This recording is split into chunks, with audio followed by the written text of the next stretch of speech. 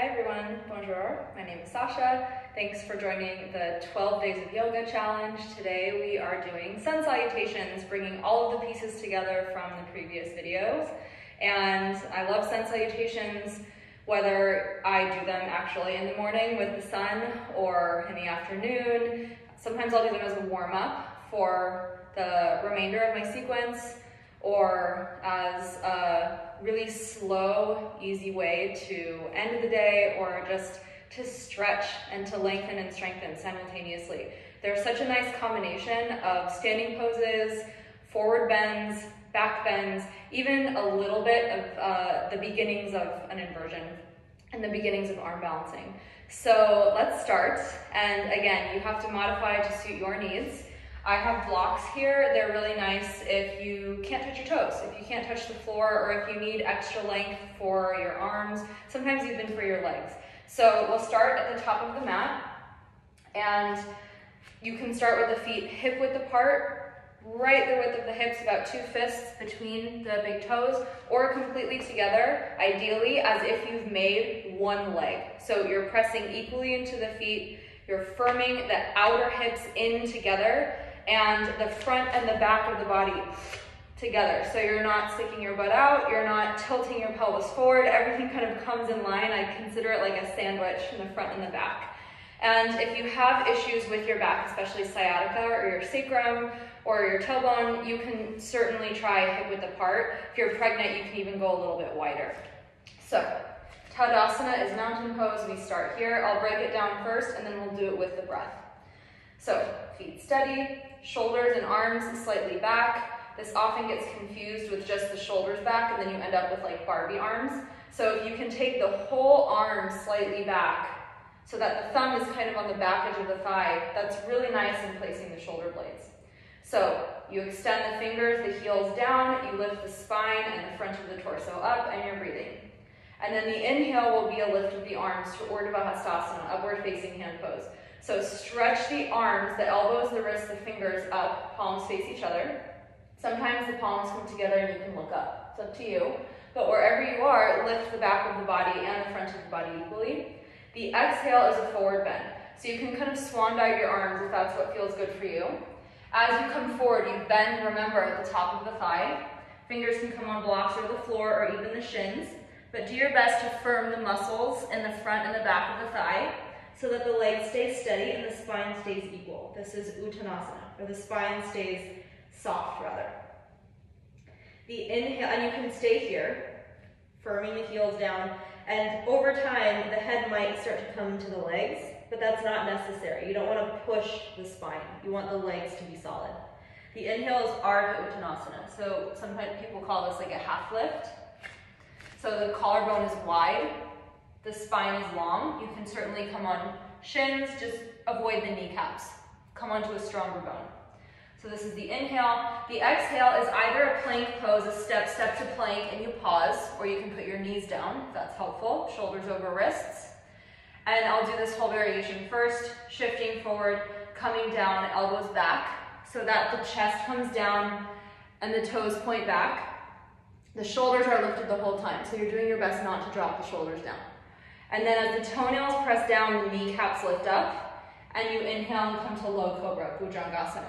So the shoulders go back strongly, so they're not dropping down. You're rolling them back.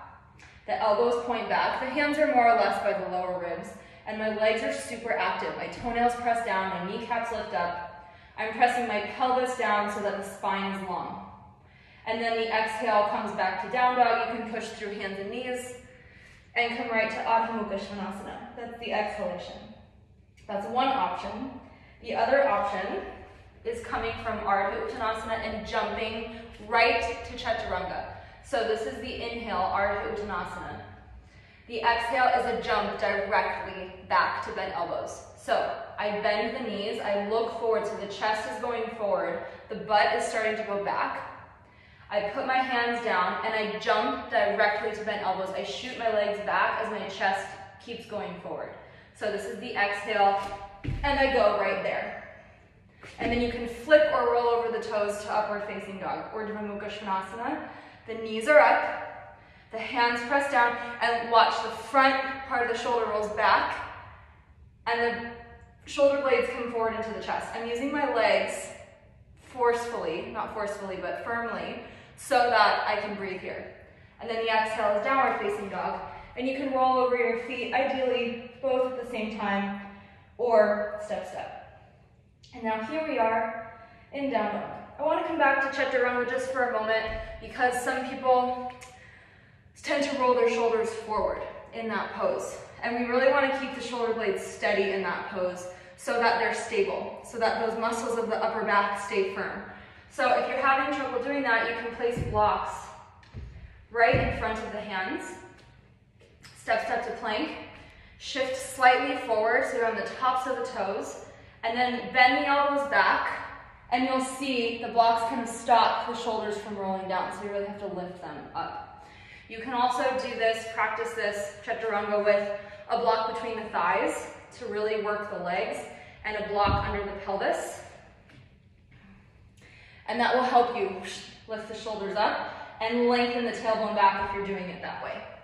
There's lots of ways to practice chaturanga. I just wanted you to see that with the shoulders. So now we're in down dog. This is the exhalation when you lift your hips up and back. And you're pressing down equally into the hands and the feet. You're lifting out of the wrists. So you'll see that lift by firming the muscles around the elbows in and up. Not pushing the elbows in, but firming the muscles around that joint. Same with the knees. You're lifting the muscles around the kneecaps up. And some people, if you're slipping, you can grab the outer corners of the mat or use a yoga towel. So you can lift the heels up, lift the butt up to find lots of space here. And then let the heels come down. So you'll see it's a difference between rounding the tailbone, that rounds the lower back. If you lift the butt up, that helps to lengthen the lower back. And I'm not trying to push back and down.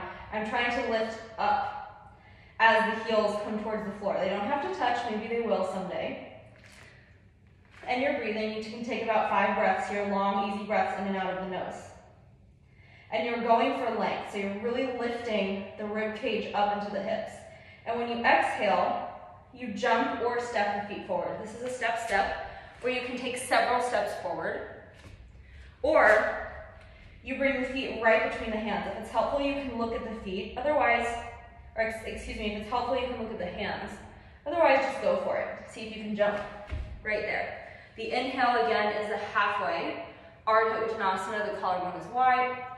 The exhale drops the head down. Uttanasana, so we kind of come back the same way we came into this. The inhale is a lift up, Urdhva Hastasana. The hands can be together or apart, but lift the spine tall. The heels drill down. The exhale is Tadasana. And here we are. So let's do that with the breath and see how that flows. You're on your own breath, so if you need to take an extra breath here and there, please do that, okay? So stand in Tadasana. Take a breath to steady yourself here. Find your legs and your arms, and lift the spine up as the heels go down. Remember to keep the breath fluid. So we're not standing like a robot, like a really firm Tin Man, I often refer to it as, but there's some fluidity in the breath on the interior of the body. So here we are, Tadasana, mountain pose. Inhale, arms up, Urdhva Hastasana. Lift the spine up, lift the fingers up. Exhale, dive down, Uttanasana. Fortify the legs, release the spine. Halfway up, inhale, Ardha Uttanasana. Widen the collarbones forward. Step, step to plank, or exhale and jump directly to bent elbows. Chaturanga Dandasana. You can come to the floor if you're taking low cobra. Inhale, low cobra or up dog, or Urdhva Mukha Svanasana. Lengthen and strengthen the legs, widen the collarbones. Exhale, lift up and back, Adho Mukha Svanasana. And breathe. Press firmly into the hands and the feet. Lift the muscles up around the elbows and the knees. Lift the back of the leg up and the sides of the waist up. And let the chest widen into the thighs naturally. And breathe. And when you exhale, step, step, or jump the feet forward. Make it bouncy. Halfway, inhale, Ardha Uttanasana. So you go right there. Exhale, Uttanasana. Strong legs. Coming up, inhale, Urdhva Hastasana. Lift the spine up into the ceiling, into the sky. Tadasana, exhale, and pause. And voila. That is Surya Namaskar A. And if you have any questions about that, please let me know. It's really nice to do this sequentially, so you can do this anywhere from 5 to 10. Some people do it 108 times, not every day, obviously, but it's up to you. It's a really nice rhythmic motion for the breath. It opens all parts of the body, and you can use it, as I mentioned, as a warm-up or in between your sequence is what I love to do for my classes if you've been in my class before, or even at the end as a nice, cool, soft, slow cool down. So happy practicing. Namaste. Thank you for being here, and I'll see you on the other side.